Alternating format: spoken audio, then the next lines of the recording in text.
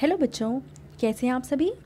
चलिए इस वीडियो में हम समझते हैं क्लास 5 की वर्कशीट नंबर 30A यानी कि 30th ए, जो कि 26 जुलाई 2021 की वर्कशीट है और आज का सब्जेक्ट है, विषय है हिंदी। तो चलिए शुरू करते हैं।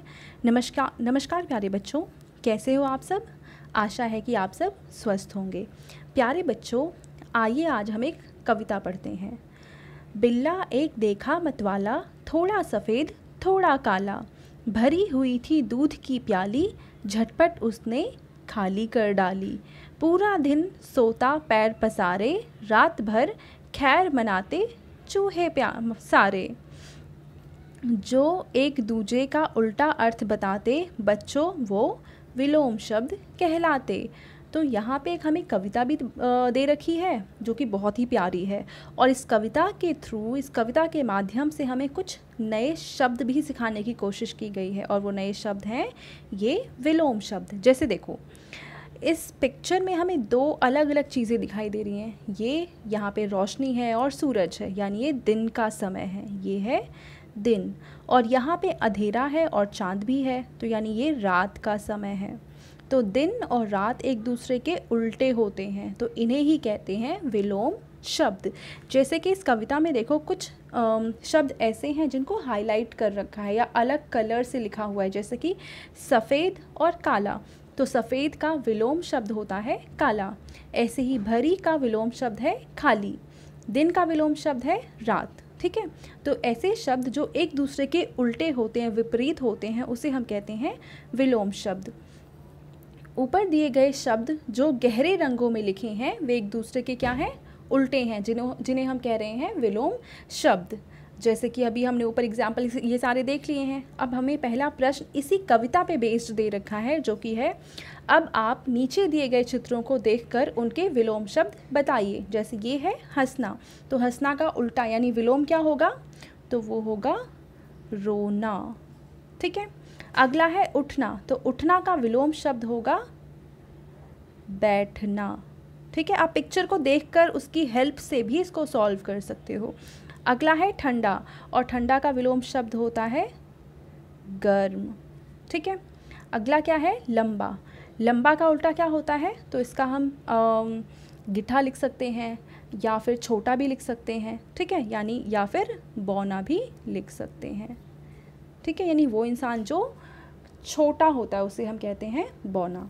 तो पहला प्रश्न तो हो गया, यानी यहाँ पे हमें इन चारों शब्दों के विलोम शब्द यानी उल्टे शब्द लिखने थे। ठीक है, अब हम देखते हैं दूसरा प्रश्न, जो कि है, निम्नलिखित वाक्यों में गहरे काले रंग के शब्दों के विलोम शब्द लिखकर रिक्त स्थानों की पूर्ति कीजिए। यानी वो शब्द जो यहाँ पे हाईलाइट कर रखे हैं उनके हमें विलोम शब्द लिखने हैं। जैसे कि उदाहरण है, सूर्य पूर्व में उगता है और पश्चिम में छिपता है, तो पूर्व का विलोम शब्द है पश्चिम।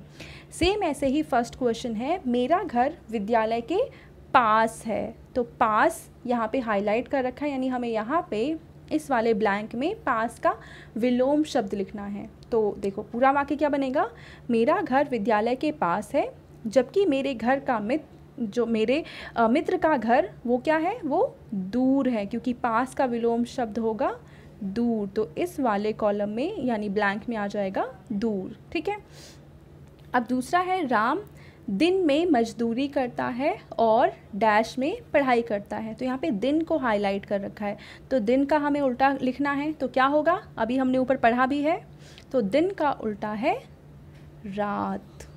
ठीक है, तो दोनों प्रश्न हो गए। अब हम देखते हैं हमारी यहाँ पे थर्ड जो इन्होंने एक्टिविटी दे रखी है, आओ बातचीत करें। प्यारे बच्चों, साथ में दिए गए चित्र को ध्यान से देखिए और बताइए कि चित्र में आपको क्या क्या दिख रहा है। तो इस चित्र को ध्यान से देखना है कि इसमें आपको क्या दिख रहा है। अनुमान लगाइए कि ये बच्चे आपस में क्या बात कर रहे होंगे। आप इनकी बातचीत को अपनी कॉपी में भी लिख सकते हैं। तो देखो यहाँ पे ये दो फ्रेंड्स हम मान सकते हैं कि ये फ्रेंड्स हैं, और ये जो लड़की है इस लड़की को कुछ खाने को दे रही है।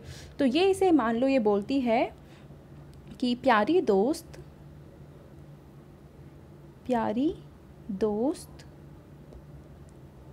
ये लो सूप पियो।